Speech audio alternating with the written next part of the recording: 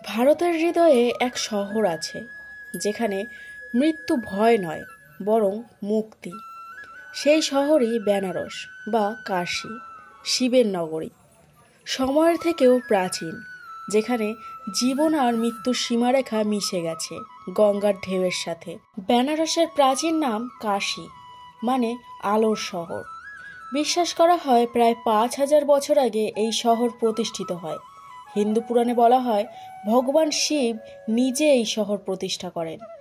এটি ভারতের সবচেয়ে পুরনো এবং ক্রমাগত বাসযোগ্য শহরগুলির মধ্যে একটি, এমনকি রোম বা এথেন্সের থেকেও প্রাচীন। গৌতম বুদ্ধ এখান থেকে মাত্র কয়েক কিলোমিটার দূরে সারনাথে প্রথম ধর্মচক্র প্রবর্তন করেন। বেনারস শহর গড়ে উঠেছে গঙ্গা নদীর পশ্চিম তীরে। এখানে আছে প্রায় 80টিরও বেশি ঘাট, প্রতিটি অনন্য ইতিহাসে ভরা। দশাশ্বমেধ ঘাট গঙ্গা আরতির জন্য বিখ্যাত। সবচেয়ে বিখ্যাত প্রাণবন্ত ঘাট বলা হয় এই ঘাটটিকে। এই ঘাটটিতে ভগবান ব্রহ্মা 10টি অশ্বমেধ যজ্ঞ করেছিলেন, তাই নাম দশাশ্বমেধ।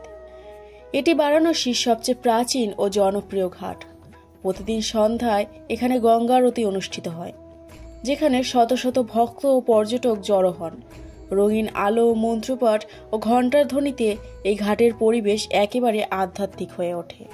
ঠিক সেমনই মণিকর্ণিকা ঘাট, যেখানে চিতার আগুন কখনোই নেভে না। এটি হলো বারাণসীর সবচেয়ে পবিত্র শ্মশান ঘাট। হিন্দু বিশ্বাসী অনুযায়ী এখানে দেহ দাহ হলে আত্মা মোক্ষ লাভ করে, অর্থাৎ পুনর্জন্মের চক্র থেকে মুক্তি পায়। বলা হয় মাতা পার্বতীর কানের দুল অর্থাৎ মণিকর্ণিকা এখানে পড়েছিল, তাই নাম মণিকর্ণিকা ঘাট। দিনরাত অবিরাম চিতা জ্বালার দৃশ্য এই ঘাটকে মরণ ও মুক্তির প্রতীক করে তুলেছে। এবং পঞ্চগঙ্গা ঘাট পবিত্রতার প্রতীক। পঞ্চগঙ্গা শব্দের অর্থ হল 5টি নদীর মিলনস্থল। বলা হয় এখানে গঙ্গা, যমুনা, সরস্বতী, কিরণ ও ধূতপাপা এই 5টি নদী মিলিত হয়েছে। যদিও বাস্তবে একমাত্র গঙ্গাই প্রবাহিত, কিন্তু ধর্মীয় বিশ্বাসে বাকি 4টি নদী অদৃশ্যভাবে এখানে এসে মিশেছে। হিন্দু ধর্মে এই ঘাটকে অতুলনীয় পবিত্র স্থান হিসেবে ধরা হয়। বিশ্বাস করা হয় পঞ্চগঙ্গা ঘাটে স্নান করলে জীবনের পাপ ক্ষয় হয় এবং মুক্তি লাভ হয়। সকালে গঙ্গা স্নান আর সন্ধ্যার আরতি এই দুটোই বেনারসের আত্মা। কাশী বিশ্বনাথ মন্দির হিন্দুদের অন্যতম শ্রেষ্ঠ মন্দির। এখানে ভগবান শিব বিশ্বনাথ রূপে বিরাজমান। মন্দিরটি 12টি জ্যোতির্লিঙ্গের একটি। 2021 সালে প্রধানমন্ত্রী নরেন্দ্র মোদী উদ্বোধন করেন কাশী বিশ্বনাথ করিডোর প্রকল্পের।